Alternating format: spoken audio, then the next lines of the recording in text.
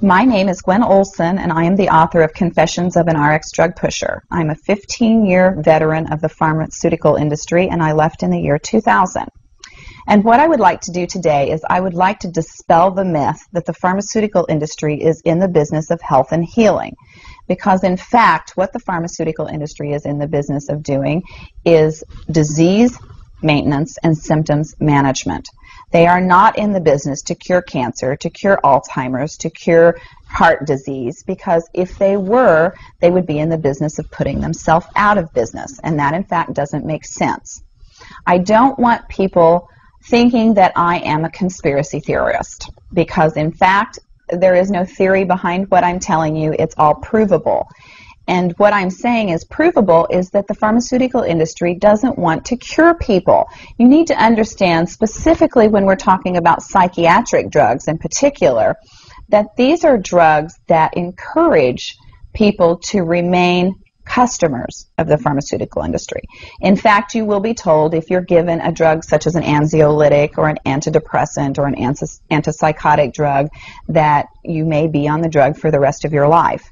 And very frequently people find that they are on the drugs for a very long period of time, if not permanently, because they're almost impossible to get off of.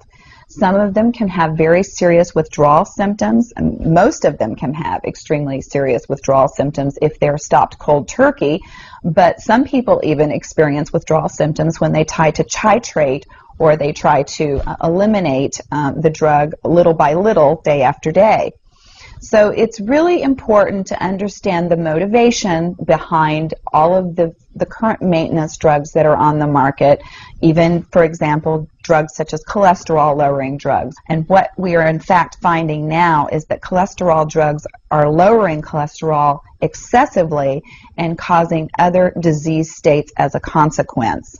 So you need to be careful about trying to take drugs in order to remain healthy, because you're never going to have anyone come to you and tell you that the drugs are always tried against a placebo in clinical trials. What a placebo is a sugar pill.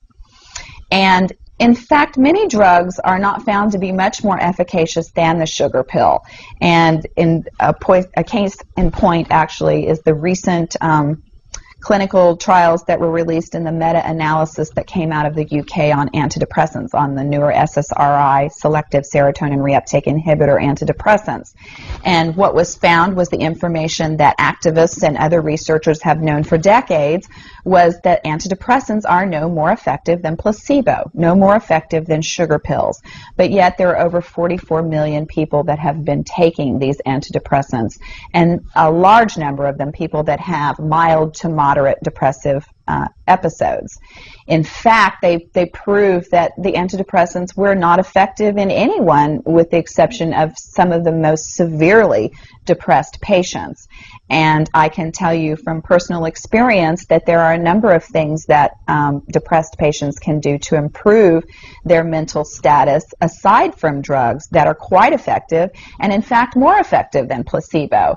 Another recent study that was released showed that exercise was in fact more effective than either placebo or the antidepressant drug that they were compared to. But just like Bill Maher said in his show, you know, we're never going to hear any ads on television that are sponsored by anybody saying, you know, the New England Journal just announced that exercise is twice as effective as antidepressants in curing depression. Ask your doctor if getting your butt off the couch is right for you. You know, you're never going to get that kind of good information, fair, balanced information, as long as pharma is funding the major TV stations, the advertising that supports those television stations, the major journals, and all of the advertising that supports the major journals. You just have to be commonsensical people and understand that the pharmaceutical industry makes 5 to 6 times the amount of money as any of the other Fortune 500 companies in the United States of America. They are not going to easily or readily give up that income. And we are, in fact, considered a human commodity. Our loved ones, our children, our elderly are considered cash cows that are preyed upon by pharmaceutical reps such as myself, who are encouraged to go in and build market shares without thinking about the consequences to patients, without knowing the misinformation that they are distributing, without being aware that the clinical data has been contrived, or that the patient populations have been cherry-picked, or that the side effects have been minimized and reported in such a manner that it doesn't present the information correctly. I spent 15 years in this industry. I was one of the best, but I'm here to tell you that the industry has run amok, that we are at a severe crossroads in this nation, and that we have got to take our power back, and we have got to start making the pharmaceutical industry accountable for their actions and for the defective products that they're putting on the market.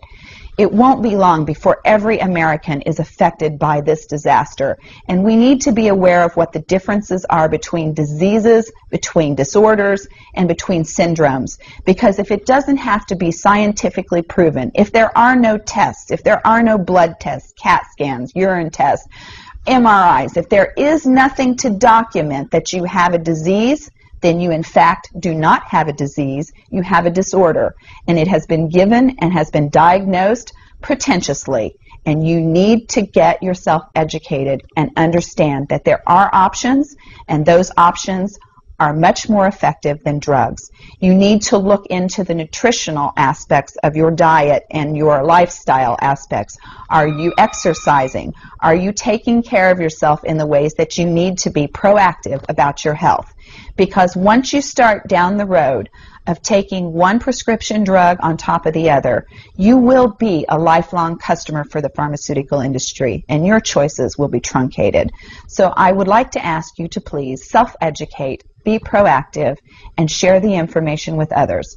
The next victim could be someone that you love. Thank you.